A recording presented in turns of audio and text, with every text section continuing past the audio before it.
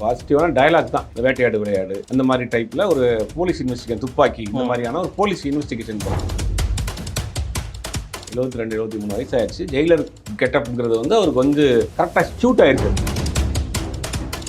ஞானவேலுங்கிறது ஒரு பத்திரிகையாளர் இருந்தார். ஒரு ஆல்ரெடி ஒரு பெரிய ஹிட் படம் கொடுத்துருக்காரு. நம்ம ஆடியன்ஸ் நம்மகிட்ட என்ன எதிர்பார்ப்பாங்க, நம்ம ஃபீல் பண்ணி வித்தியாசமாக கெட்டப்லாம் போட்டால் தான் தேவையில்லை. ஒரு பெரிய ஸ்டாரை வச்சு படம் பண்ணுறீங்கன்னா அவங்க அந்த டேரக்டர்கிட்ட டிஸ்கஸ் பண்ணுவாங்க, எனக்கு இதெல்லாம் வேணும். அமிதாப் பச்சனுக்கு சூப்பர் ஸ்டார் மீது ஒரு பயம் இருந்ததாமே. ரஜினிகாந்தை காட்டிலும் கமலஹாசன் தான் அங்கே வந்து பெரிய ஒரு கலக்கலாம். இல்லை, அனிருத் வந்து இவருக்குன்னு ஒரு ஸ்டைல் வச்சுருக்காங்க. அது உங்களுக்கு திருப்பி அதே மாதிரி தான் இருக்கும். ஒரு 4 பாட்டு 2 ஃபைட்டு ஒரு ஸ்டைலாக நடந்து வருது. அந்த மாதிரியான சராசரி படம் கிடையாது. பாபி டியோல் வராரு, அதுக்கப்புறம் கௌதம் வாசுதேவன் வந்து வெறும் ஆர்டிஸ்ட்டு வச்சு நம்ம கதையை டிசைட் பண்ண முடியாது. அப்போ முழுக்க ஒரு அரசியல் இருக்க கமர்ஷியல் ஃபிலிம்னா நம்ம சர்க்கார் பார்த்த மாதிரி ஃபீலிங் வந்துடாதானே? இல்லை, அப்படி அது சேர்ந்து தான் பண்ண முடியும். முழுக்க அரசியல் பேசுகிற படமாக பண்ணவே முடியாது. இந்த படமும் அரசியல் ரீதியாக வந்துருச்சு அப்படின்னா கண்டிப்பாக பிரச்சனை கொடுப்பாங்களா? நீங்கள் வந்து அரசியலுக்கு வந்தால் எல்லா பிரச்சனையும் ஃபேஸ் பண்ணி தான் ஆகணும்.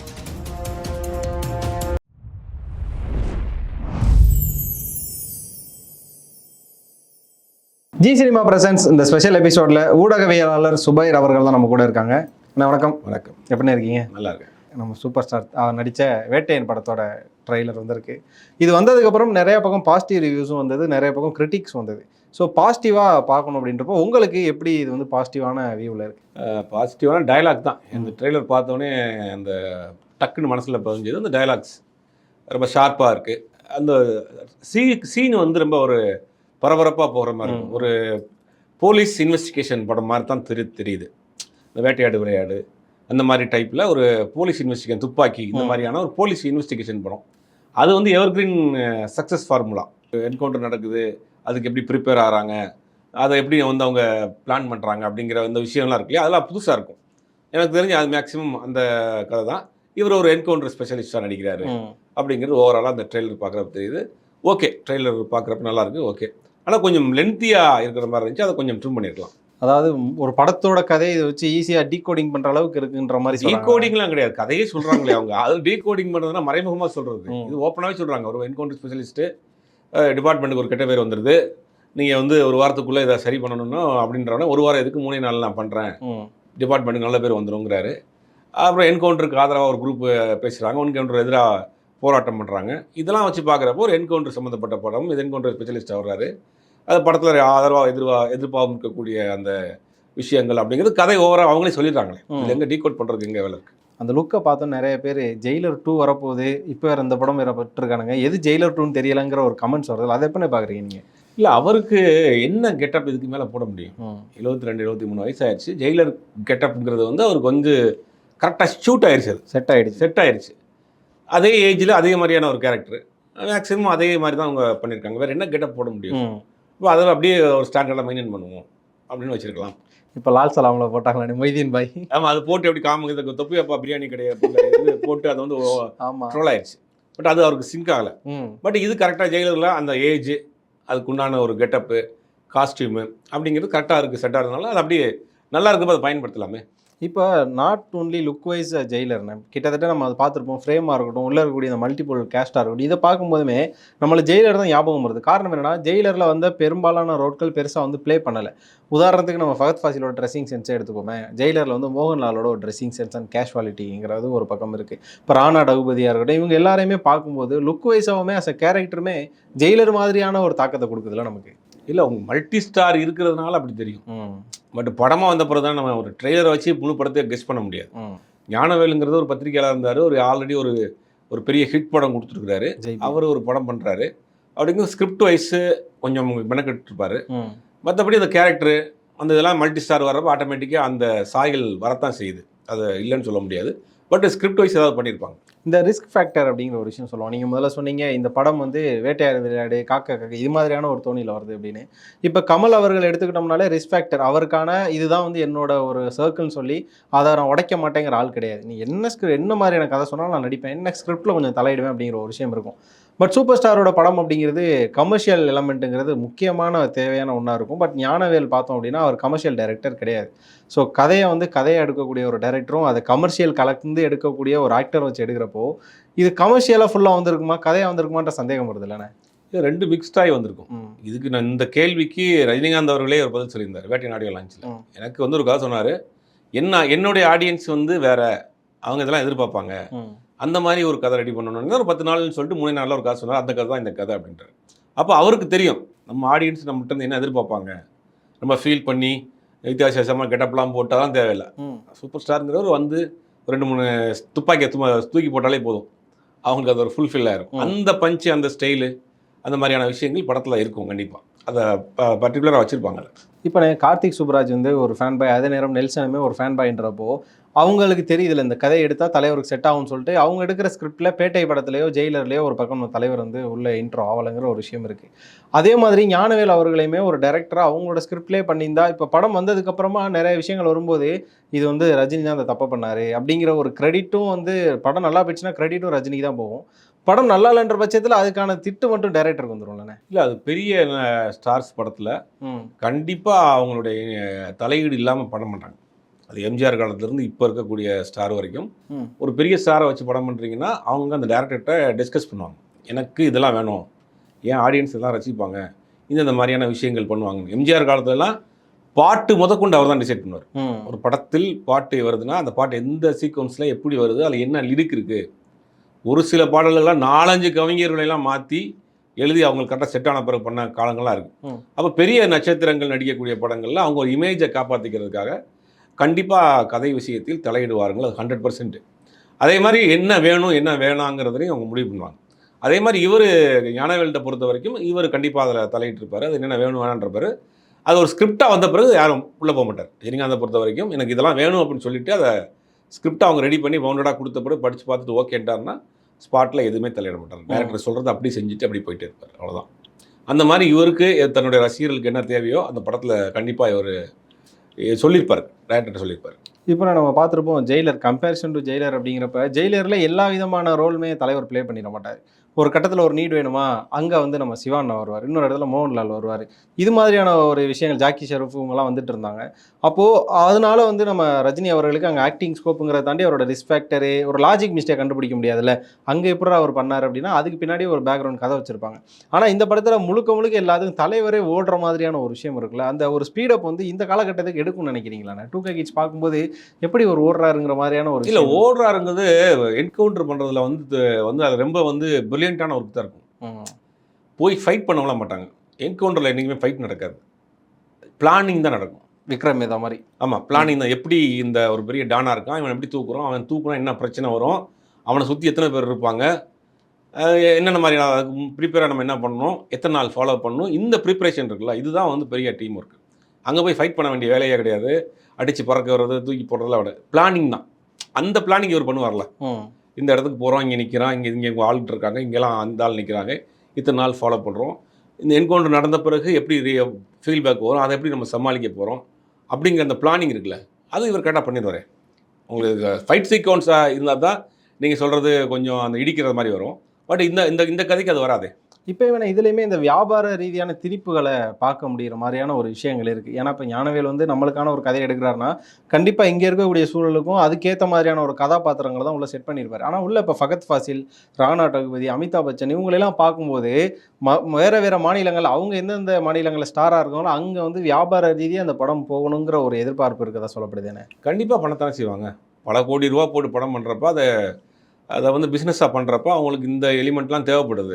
இவங்கெல்லாம் மல்டி ஸ்டாருங்கும் போது தெலுங்குலேயோ மலையாளத்துலேயோ கன்னடத்துலேயோ போகிறதுக்கு தேவைப்படுது. அப்படிங்கும் போது அவங்க எல்லாருமே ஒரு பிஸ்னஸ்க்கு தான் பயன்படுத்துகிறாங்க.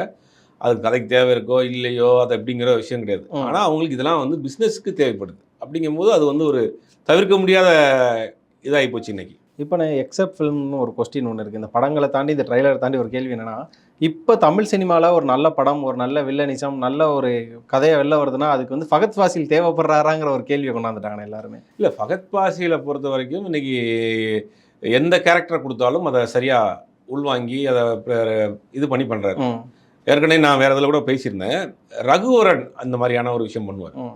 ஒரு கேரக்டர் நீங்கள் ரகுவரன்ட்ட போய் டேரக்டர் சொல்கிறாரு ஒரு போலீஸ் அப்படின்னா, அந்த போலீஸ் யார், கெட்டவனா நல்லவனா, அவன் என்னென்ன அட்ராசிட்டி பண்ணுவான் அப்படின்றத வாங்கிட்டு இவர் ரெஃபரன்ஸ் ஒரு 10-20 படத்தில் ரெஃபரன்ஸ், மலையாள படம், ஹிந்தி படம், இங்கிலீஷ் படங்களில் ரெஃபரன்ஸ் எடுத்து அந்த கெட்டப்பில் அது மாதிரி நம்ம பண்ணால் எப்படி இருக்கும்ன்றத டேரக்டர் கூட டிஸ்கஸ் பண்ணி ஒரு 5-6 முறை டேரக்டரை போய் மீட் பண்ணுவாராம். அவர் கேரக்டர் சொல்லிட்டு போன பிறகு இது சார் இப்படி பண்ணிக்கலாமா, இந்த ரெஃபரன்ஸ் ஓகேவா, இந்த ரெஃபரன்ஸ் ஓகேவான்னு சொல்லிட்டு அதை உள்வாங்கி அதை வந்து ஸ்க்ரீனில் வந்து ப்ரெசென்ட் பண்ணுவார். அது ரகுவரனுடைய ஸ்டைல். ஏறக்குறைய ஃபகத் ஃபாசில் அந்த மாதிரி தான். நீங்கள் எந்த கேரக்டர் கொடுத்தாலும் அதை உள்வாங்கி அதுக்கு டெவலப் பண்ணி அதை கரெக்டாக பண்ணணும்னு நினைக்கிறாரு. எல்லாருக்கும் அது வந்து பெருசாகவும் கிளிக் ஆயிடுச்சு. அப்படிங்கும்போது இப்போ அந்த மாதிரியான ஒரு ஆர்டிஸ்ட் இப்போ இல்லை. அந்த மாதிரி இந்த மாதிரியான கேரக்டர் எல்லா கேரக்டரும் பண்ணக்கூடிய ஒரு ஆர்டிஸ்ட் இப்போ இல்லை. ரகுவரன் இறந்துட்டாரு. வேற யாருன்னு நீங்கள் சொல்லுவீங்க? எஸ்.ஜே. சூர்யா இருக்காரு. இல்லை, அவர் பயங்கர பிஸியாக இருக்காரு. இப்போ தான் வந்திருக்காரு. ஆமாம், எஸ்.ஜே. சூர்யா இப்போ தான் வந்திருக்காரு. அப்போ வேற யார் இருக்கு? விரல் விட்டு சொல்லக்கூடிய ஆட்கள் யார் இருக்காங்க? எஸ்.ஜே. சூர்யா இருக்கார். பிரகாஷ் ராஜ் வந்து இப்போ அவரும் பயங்கர பிஸி ஆகிட்டாரு. அப்போ ஆள் இல்லைல்ல, அந்த இடத்த இவர் கரெக்டாக ஃபுல் பண்ணிக்கிட்டார். ரகுவரன், எனக்கு தெரிஞ்சு ரகுவரன் இடத்த இவர் ஃபுல் பண்ணியிருக்காருன்னு தான் நான் நினைக்கிறேன். இப்போ அந்த மாதிரி ஒரு கேள்வி வரும்போது என்ன கேட்குறாங்கன்னா, தமிழில் இருக்கக்கூடிய ஒரு ஸ்டாரை வந்து மற்ற ஸ்டேட்டுகளில் இது மாதிரியான யாருமே கொண்டாடலையே அப்படிங்கிற ஒரு கேள்வி வருதுண்ணே. கொண்டாடலைன்னா அது உண்மைதான். அது வந்து வருத்தமான விஷயம்தான். ஆனால் இன்னைக்கு தமிழ் மலையாளம்ங்கிறது வந்து ஒரு கலந்து இருக்கிற மாதிரியான ஆரம்பத்தில் மம்முட்டி பண்ணுறாரு தமிழில். நம்ம கமலஹாசன் நிறையா படம் மலையாளங்களில் பண்ணியிருக்காரு. ஆரம்பத்தில் நிறைய படங்கள் பண்ணியிருக்காரு. ஜெயராம், அங்கே இருக்கக்கூடிய பெரிய முக்கிய நட்சத்திரங்களில் ஒரு ஆள் இருக்கக்கூடிய ஜெயராம் வந்து தமிழ்நாட்டை சேர்ந்தவர் தான். அந்த மாதிரி மொழிக்கு வந்து உங்களுக்கு எதுவும் தேவையில்லை. சினிமாவுக்கு மொழிக்கு வந்து கலைக்கு வந்து மொழி தேவையில்லை. ஆனால் வந்து மற்ற இண்டஸ்ட்ரியில் பயன்படுத்துகிறாங்களாங்கிறது கொஞ்சம் கம்மி தான். இப்போ பாலிவுட்டில் பார்த்தோம்னா நம்ம ஸ்ரீதேவியாக இருக்கட்டும், ரேகாவாக இருக்கட்டும், எல்லாம் தமிழ்நாட்டை சேர்ந்தவங்க தான். ஹிந்தி ஃபீல்டில் பெரிய அளவில் கலக்கிட்டு இருக்கிறாங்க. தெலுங்குலேயும் நம்ம பிரகாஷ் ராஜ்லாம் மல்டி ஸ்டார் தான். தெலுங்குலையும் பண்ணுறாரு, மலையாளத்துலையும் பண்ணுறாரு, கன்னடத்துலையும் பண்ணுறாரு, நம்ம எல்லா லாங்குவேஜ்லையும் பண்ணுறாரு. அது தேவைப்படுறப்ப பயன்படுத்திக்கிறாங்க, அவ்வளோதான். அமிதாப் பச்சனும் நம்ம சூப்பர் ஸ்டாரும் பல வருடங்கள் கழித்து ஒரு படத்தில் இணைஞ்சு நடிக்கிறாங்கன்ற ஒரு விஷயம் இருக்குது. ஒரு ஒரு ப்ரெஸ் மீட்டில் பார்த்தீங்க அப்படின்னா நம்ம சூப்பர் ஸ்டாரே சொல்லுவார், அமிதாப் பச்சன் வந்து தன்னை கிண்டல் பண்ணதா, அதை வந்து யார் ஹீரோ, நீங்கள் ஹீரோவான்ற மாதிரியான ஒரு விஷயத்த சர்க்காசமாக தான் சொல்லுவார். அமிதாப் பச்சனுக்கு சூப்பர் ஸ்டார் மீது ஒரு பயம் இருந்ததாமே. இவர் வந்து ஹிந்தி இண்டஸ்ட்ரியில் வந்தால் இங்கே இருக்க ஆடியன்ஸை ஆக்குபை பண்ணிடுவாருங்கிற ஒரு பயம் இருந்ததா சொல்கிறாங்களே. இல்லை, அது என்னென்னா 2 பேருக்கும் ஒரே மாதிரியான உருவ அமைப்புகள், 2 பேருமே ஒரே மாதிரியான ஒரு ஸ்டைலு. அப்படிங்கும் போது அந்த ஒரு பயம் இருந்துச்சா இல்லையான்னு தெரியல. ஒரு காம்படேட்டராக யாரும் வந்துடக்கூடாதுங்கிறதுல இருந்தாங்க. ரஜினிகாந்தை காட்டிலும் கமலஹாசன் தான் அங்கே வந்து பெரிய ஒரு கலக்குனார். ஒரே படம் தான், ஏக் துஜே கே லியேன்னு ஒரு படம் பண்ணுறாரு. அந்த படம் பார்த்துட்டு பலர் வந்து இல்லை காதல் தோல்வி அடைஞ்சவங்க சூசைட் பண்ணிட்டாங்க. ஒரு பெரிய பரபரப்பாகி போச்சு அந்த ஹிந்தி படம் வந்து ரிலீஸ் ஆனதில். அப்போ அடுத்தடுத்து அவருக்கு வந்து ஹிந்தியில் ஒரு பெரிய கலக்க போகிறாருங்கிற போது ஹிந்தி இண்டஸ்ட்ரியை பொறுத்த வரைக்கும் ஒரு குறிப்பிட்ட ஆட்கள் கையில் இருக்குது. அதை மீறி உள்ளே போக முடியாது. அதில் வந்து எல்லாமே கலந்துருக்கு. ரவுடிசம் இருக்கும், பெரிய பெரிய பணக்காரர்களோட கண்ட்ரோலில் தான் ரவுடிகளும் பெரும் பணக்காரர்கள் கையில் தான் ஹிந்தி சினிமா இருக்குது. அவர்களை மீறி உள்ளே போக முடியாது. அதனால தான் கமல் அவ்வளோ பெரிய ஹிட் கொடுத்தும் ஹிந்தியில் அவரால் அடுத்து தொடர்ந்து படம் பண்ண முடியும். அதே மாதிரி தான் இவரும் ஒரு படம் 2 படம் பண்ணார். அதுக்கு பிறகு அவர் கம்ஃபர்டபுளாக இல்லை. பட் இந்த மாதிரியான உள்ள பாலிடிக்ஸும் இருக்குது அப்படிங்கிறதுனால அவர் தொடர்ந்து அங்கே பண்ண முடியல. ஸோ அந்த ஒரு விஷயம் தான் நான் கேட்கணும்னு நினச்சேன். கமல்ஹாசன் அவர்கள் வந்து ஆகப்பெரும் ஒரே படம் தான் பண்ணார், நிறைய அவார்ட்ஸும் வாங்கினார், ஆகப்பெரும் ஆடியன்ஸ் உள்ளே வச்சதுனால தான் ரஜினிகாந்த் அவர்களை ஹிந்திக்கு அதுக்கப்புறமா அவங்க பெருசாக ப்ரிஃபர் பண்ணலை அப்படிங்கிற ஒரு விஷயத்தை ஏற்கனவே சொன்னேன். ஹிந்தியில் ஒரு ஒரு கட்டமைப்பு இருக்குது. அதை மீறி யாரும் உள்ள படம் பண்ண முடியாது. எவ்வளோதான் ஹிட் கொடுத்தாலும் எவ்வளோதான் பண்ணாலும். அதான் சொன்னேன், ஒரு பக்கம் ஒரு டான் ஒரு கும்பல் இருக்கும். அவங்களாம் சினிமாவே அந்த கண்ட்ரோல் தான் வச்சுருக்காங்க. ஒரு பெரிய ரவுடிகள் கண்ட்ரோலில், பெரும் பணக்காரர்கள், இந்த கண்ட்ரோலில் தான் ஹிந்தி சினிமா இருக்கும். உதாரணத்துக்கு சொன்னால் தமிழகத்தில் ஒரு பழைய ஒரு ப்ரொடியூசர் ஒருத்தர், பழம்பெரும் ப்ரொடியூசர், அவர் தமிழில் சேர்ந்தவர் ஹிந்தியில் படம் பண்ணியிருக்கிறார். ஹிந்தியில் படம் பண்ணுறதுக்கு அந்த படத்துக்கு முக்கியமான இப்போ இருக்கக்கூடிய இந்தியா மிகப்பெரிய பணக்காரர்கள்லாம் இன்விடேஷன் கொண்டு போய் வைக்க சொன்னாங்களாம், வைங்க அப்படின்னு. அவங்க வந்தாங்களாம். அந்த மாதிரி இந்த இண்டஸ்ட்ரி பெரும் பணக்காரர்கள், பெரும் முதலாளிகள், டான், இந்த மாதிரி எல்லாருடைய கண்ட்ரோல்லையும் தான் இருக்குது. அப்படிங்கும்போது அதை மீறி அங்கே வந்து ஒரு ஆளை உள்ள புதுசாக விட மாட்டாங்க. அவங்க அந்த ஒரு கட்டுப்பாட்டுக்குள்ளே வச்சுருக்காங்க. இப்போ நான் பேக் டு வேட்டையன் அப்படின்னு வர்றப்போ நம்மளே பார்த்துருப்போம். அந்த ட்ரைலரில் ஒரு டயலாக் ஒன்று பேசுவார் நம்ம சூப்பர் ஸ்டார். என்ன அப்படின்னா, நீங்கள் என்னை எங்கே தூக்கி போட்டாலும் நான் வந்து போலீஸ் தான் அப்படிங்கிற ஒரு விஷயம். அதை யார்கிட்ட பேசுவார்னா அமிதாப் பச்சன் பேசுகிற மாதிரி விஷுவலாக காமிச்சிருப்பாங்க. அது மூலமாக நமக்கு தெரியும் அமிதாப் பச்சன் வந்து ரஜினிகாந்தோட கொஞ்சம் ஹையர் அஃபீஷியல் தான் அப்படின்னு. அப்படிங்கிற பட்சத்தில் இது கூட வந்து ஒரு கிளாஷான பாயிண்டாக தானே நான் பார்க்கப்படும். ஒருவேளை ரஜினி அவர்கள் அமிதாப்புக்கு மேலே ஒரு ஹையரான ஒரு அஃபீஷியல் இருந்தால் கூட ஹிந்தியில் எடுக்கும்போது எப்படி இருந்திருக்காரு? ஹிந்தியில் எடுக்கும்போது அதோட மாற்றிருக்கலாம், டைலாக் மாற்றிருக்கலாம். இதே டைலாக் இருக்குன்ற அவசியம் இல்லையே. ஹிந்தியில் அவங்க டப் பண்ணுறாங்களா, ஹிந்தியில் அது டப் பண்ணி தான் பண்ணுவாங்க, இல்லை அப்படி டைரக்ட் ரிலீஸ் பண்ணுறாங்கன்னு தெரியல. அப்படி இருக்கிறப்போ அந்த டைலாக்குகள் கொஞ்சம் மாற்றுறதுக்கு கூட வாய்ப்பு இருக்குது. இதில் வர அந்த ஸ்டண்ட் சீக்வன்ஸாக இருக்கட்டும், அதெல்லாம் பார்க்கும்போது இந்த இதை வச்சு புல்டோசர் வச்சு இந்த கற்களை உடைக்கிறது, இதில் வர ஸ்டண்ட் சீக்வன்ஸ்லாம் பார்க்கும்போது மறுபடியும் நமக்கு ஜெயிலர் தானே ஞாபகம் வருது. ஏன்னா அங்கேயும் வந்து பார்த்தீங்கன்னா நம்ம விநாயகன் வந்து அந்த இடத்துல சிலை செய்கிற ஒரு ஆளாக தான் இருப்பார். அங்கே ஃபுல்லாமே இந்த கல் அதை உடைக்கிற மாதிரி. அதுக்கப்புறம் பார்த்தீங்கன்னா ஜாக்கி ஷெரூஃப் ஒரு பக்கம் வந்து அவரும் வந்து புல்டோசர் வச்சுக்கக்கூடிய ஒரு ஆளாக இருப்பார். இதெல்லாம் பார்க்கும்போது கிட்டத்தட்ட அப்படியே ஜெயிலரோட ஒரு பேக் போனான ஒரு கதையாக பார்க்க முடியும். ப்ரிவியூவாக பார்க்க முடியுமாங்கிற மாதிரியான ஒரு விஷயமா இருக்குது. இல்லை, ப்ரிவியூ வர்றப்ப அந்த மாதிரியான ஒரு கமெண்ட் வரலையே. இப்போ ட்ரெயிலர் வந்த பிறகு தான் அந்த மாதிரி கமெண்ட் வருது. அப்படிங்கும்போது நம்ம ட்ரெய்லரை வச்சு மட்டும் ஒரு முழு படத்தை வந்து நம்ம கெஸ் பண்ணிட முடியாது. அது என்ன சீக்வன்ஸில் உள்ள பண்ணியிருக்கிறாங்க அப்படிங்கிறது படம் வந்த பிறகு தான் தெரியும். ஓவராலாக ஜெயிலருடைய அந்த ரிசம்பிள் இருக்குது அப்படிங்கிறது. ஏன்னா ஒருவேளை அதே கெட்டப்பில் பண்ணுறாரு, அதே கெட்டப்பில் ஃபைட் பண்ணுறப்ப அந்த ரிசம்பிள் வரத்தானே செய்யும். இப்போ அதே ஃபைட்டே வேறு கெட்டப்பில் பண்ணியிருந்தாருன்னா தெரியாது. தமிழ் சினிமாவில் ஃபைட் ஒரே மாதிரியான பேக்ட்ராப் தான். ஆமாம், அதை வந்து நீங்கள் எப்படி மாற்றி மாற்றி எடுத்துக்கிற வேண்டியதான். ஆனால் அதே கெட்டப்பில் பண்ணுறப்ப ரிப்பீட்டடாக தெரியுற மாதிரி தெரியும். பட் படத்தில் என்ன பண்ணியிருக்காங்க, ஸ்கிரிப்ட் வைஸ் ஏதாவது மாற்றிருக்கிறாங்களா அப்படிங்கிறத வெயிட் பண்ணி தான் பார்ப்பேன். ஏன் தெரியுமா இந்த கேள்வி நான் திரும்ப திரும்ப கேட்குறேன். நம்ம நெல்சன் வந்து ஒரு ஸ்டேஜில் சொல்லியிருப்பாரு, நான் லோகேஷ் கிட்ட முதல்ல பேசினேன். அதாவது வந்து நான் ஜெயிலர்னு ஒரு படம் எடுக்க போகிறேன், இதை வந்து உங்களோட எல்சியோட நம்ம கனெக்ட் பண்ணுவோமா அப்படின்ற ஒரு கேள்வி கேட்டேன். அப்புறம் லோகேஷ் சொன்னார், இல்லை என்னோட ட்ராவல் வேறு மாதிரி, அதில் வந்து எடுத்தீங்க அப்படின்னா உங்களுக்கு தான் வந்து ஒரு மாதிரி மிஸ் மேட்சிங்காக இருக்குன்னு சொன்னார். அதனால தான் ஜெயிலரை உட்காந்து திரும்ப வேலை பார்க்குற மாதிரி இருந்தது அப்படின்னு. ஸோ நெல்சனுக்கு அப்பத்துலேருந்தே ஒரு ஆசை என்ன அப்படின்னா, அவரோட படத்தை ஒரு யூனிவர்ஸாக ஒரு மல்டிவர்ஸாக மாற்றணுங்கிற ஒரு ஆசை இருக்கதா அவரே சொல்லியிருந்தார் ஒரு இன்டர்வியூவில். அப்படிங்கிற பட்சத்தில் அதே மாதிரியான கெட்டப்பு கிட்டத்தட்ட அதே மாதிரி போலீஸ் என்கவுண்டர் அந்த ஸ்பெஷலிஸ்ட் அப்படின்லாம் பார்க்குறப்போ இங்கே அது மாதிரியான கொலாபரேஷன் நடந்திருக்குமான்னு பார்க்கப்படுது. ஏன்னா ஜெயிலர் 2 ப்ராசஸில் இருக்குல்ல. இல்லை, அப்படி ப்ராசஸ் இருக்கிறப்ப எப்படி இதை ஆரம்பிப்பாங்க? ஜெயிலர் 2ன்னு ஒன்று அடுத்து இமீடியட்டாக படம், அடுத்த படம் கூலி முடிச்சுட்டு ஜெயிலர் 2 பண்ண போகிறாரு. அப்படிங்கும்போது அதுக்கு முன்னாடி வர படம் அதே மாதிரி வர்றதுக்கு அவர் எப்படி ஒத்துக்குருவார்? முதல்ல அவரே ஒத்துக்கிற மாட்டார். இதே மாதிரி எத்தனை படம் எடுக்க முடியும் அப்படின்னு. பட் அந்த கேரக்டர் வந்து அதில் ஒரு ஜெயிலராக இருக்கார், இது ஒரு போலீஸ் ஆஃபீஸராக இருக்கார். அதனால நிறைய ரிசம்பிள் இருக்குது. கெட்டப் அதே மாதிரி கெட்டப் தான் இருக்குது. நீ அடுத்த படங்களில் இதை காட்டில் கொஞ்சம் சின்ன சின்ன மாற்றங்களாக தான் இருக்கும். கெட்டப் பெருசாக அவர் வந்து கெட்டப் மாற்ற முடியாது. கூலி படத்தோட இதுவும் வந்துச்சு, அதுலேயும் ஏறக்குறைய இதே மாதிரி தான் இருக்கும். அதில் கொஞ்சம் பிளாக் அடிச்சிருக்காங்க போல, மற்றபடி பெருசாக ஒன்றும் இல்லை. அவருக்கு வேறு என்ன கெட்டப் போட முடியும்? 73 வயசாகிடுச்சு, அந்த ஏஜ்னு ஒரு விஷயம் இருக்குது. அவர் வேறு புதுசாக கெட்டப் போட்டு காட்ட முடியாது. இந்த கெட்டப்பில் இந்த செட்டில் தான் பண்ண முடியும்.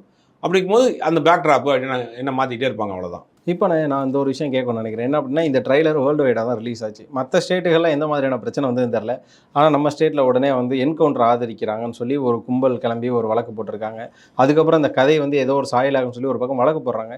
இது மாதிரியான விஷயங்கள்லாம் பண்ணுறதுக்கு என்னென்ன ரீசன் இருக்குது? ரீசன் என்னென்னா, தன் பப்ளிசிட்டி ஒன்று, சரி, அதை வைத்து இப்போ பணம் வாங்குறதுக்கு ஒரு குரூப் பண்ணுவாங்க காலங்காலமாக. இப்போ இவங்க வந்து என்ன சொல்கிறாங்கன்னா, என்கவுண்டரை ஆதரிக்கிறாங்க, அதனால் மதுரை நீதிமன்றத்தில் பழனிவேல்னு ஒருத்தர் போட்டிருக்கிறார் வழக்கு. நம்ம இன்றைக்கி வந்திருக்கோம் கேஸு. அதை எடுத்து பார்த்தாங்கன்னா அதை வந்து கோர்ட்டு தள்ளுபடி பண்ணுதா இல்லை அதுக்கு விளக்கம் கேட்குறாங்களாங்கிறது தெரியல. ஆனால் பட் இதெல்லாம் படம் ரிலீஸ் ஆகிற நேரங்களில், எல்லா படம் ரிலீஸ் ஆகிற நேரங்களில் ஏன் நான் டைட்டில் இல்லை, என்னுடைய பேரில் இருந்த டைட்டில், நான் இதே மாதிரி ஒரு கதை பண்ணியிருக்கேங்கிற மாதிரியான பிரச்சனைகள் தொடர்ந்து பெரிய படங்கள் வரும். அது ஒரு சில விஷயங்களுக்காக அவங்க பண்ணுவாங்க. அந்த மாதிரி தான் வந்திருக்கு. அதை கூப்பிட்டு இன்றைக்கி பேசிடுவாங்கன்னு நினைக்கிறேன். ஓகே, அதுக்கப்புறம் பார்த்தீங்கன்னா மியூசிக் பற்றி பேசணும்னு நினைக்கிறேன். அனிருத் மியூசிக்கல் ஒரு பக்கம் ஜெயிலருக்கு போட்டு தாறுமாறாக தலைவன் பட்டையை கிளப்பிட்டாப்புல. அதுக்கப்புறம் பார்த்தீங்கன்னா இப்போ கூலியோட அந்த டைட்டில் டீசர் அனௌன்ஸ்மெண்ட்டே பயங்கரமாக இருந்தது. அதுக்கப்புறம் பார்த்தீங்கன்னா இந்த ரெண்டுக்கு இடைப்பட்ட தான் இந்த வேட்டைன்னு வச்சுக்கோங்களேன். ப்ரிவியூவில் பார்க்கும்போது ஒரு மாதிரி இருந்தது, ஆனால் ட்ரெய்லரில் பார்க்கும்போது பிஜிஎம் பெரிய அளவில் எடுப்படலையோங்கிற ஒரு விஷயம் இருக்குல்ல. இல்லை, அனிருத் வந்து இவருக்குன்னு ஒரு ஸ்டைல் வச்சுருக்காப்புல, சூப்பர் ஸ்டாருக்குன்னு. ஆமாம், அது உங்களுக்கு திருப்பி அதே மாதிரி தான் இருக்கும். இவருக்கு ஒரு பேட்டர்ன் வச்சிருக்கப்ப பட் ரொம்ப ஒன்றும் மோசமாலாம் இல்லையே, ஓகே அப்படிங்கிற மாதிரி தான் இருக்குது. பட் நீங்கள் ப்ரிவியூ கம்பேர் பண்ணி இதில் பார்க்குறப்ப ப்ரிவியூ வந்து சின்ன ஒரு போர்ஷன், இது கொஞ்சம் லென்த்தியாக இருக்கிறதுனால பண்ணியிருக்காப்புல. ரெண்டாவது அவருக்கு உண்டான விஷயங்கள் இருக்குது.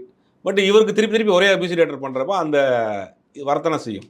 இப்போ நம்ம லியோ, துப்பா, அதுக்கப்புறம் பார்த்தீங்கன்னா மாஸ்டர், இது மாதிரியான பெரிய படங்களோட ட்ரைலர் டீசர்லாம் பார்த்தோன்னே நமக்கு ஒன்று தெரிஞ்சிடும், ஆஹா ஏதோ ஒன்றுன்னு சொல்லிட்டு நம்ம மனசுக்குள்ளே ஒரு தாட் ஒன்று வரல.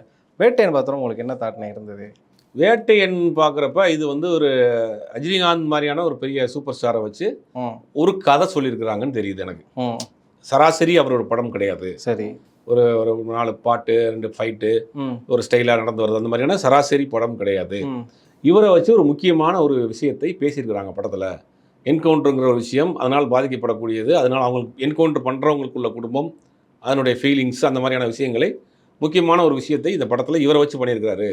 ஒரு ஸ்டைலிஷான ஒரு ஹீரோவும் ஒரு ஒரு ஒரு லைவாக நடக்கக்கூடிய கதையும் சொல்லக்கூடிய ஒரு டைரக்டரும் சேர்ந்து பண்ணுறாங்க. அப்போ இது ஒரு புது வெர்ஷனாக வரப்போகுது. அது எப்படி வருதுங்கிறது தெரியாது. அது இப்போ ரொம்ப பிரம்மாண்டமாக கொண்டாடக்கூடிய வருதா, இல்லை மக்கள் அதை ஏற்றுக்கிறாங்களா இல்லையாங்கிறதெல்லாம் ரெண்டாவது விஷயம். ஆனால் ஒரு புது அட்டம்ப்ட்டுங்கிறது மட்டும் எனக்கு தெரியுது பார்க்குறப்ப. ஓவராலாக ட்ரெய்லர் பார்க்குறப்ப ஒரு புதுசாக ஒரு அட்டம்ப்ட் பண்ணியிருக்காங்க.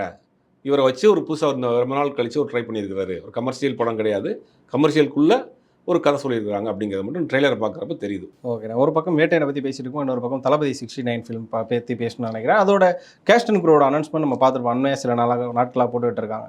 முதல்ல தளபதி 69 அப்படின்றது ஹச் வினோத் ஃபிலிம். ஸோ வந்து இது ஒரு கம்யூனிஸ்ட் கொள்கையை பேச போகுது. இது கமல்ஹாசன் அவர்கள்ட்ட சொல்லப்பட்ட கதையை நம்ம இவ்வளோ நாள் பேசிகிட்டு இருந்தோம்.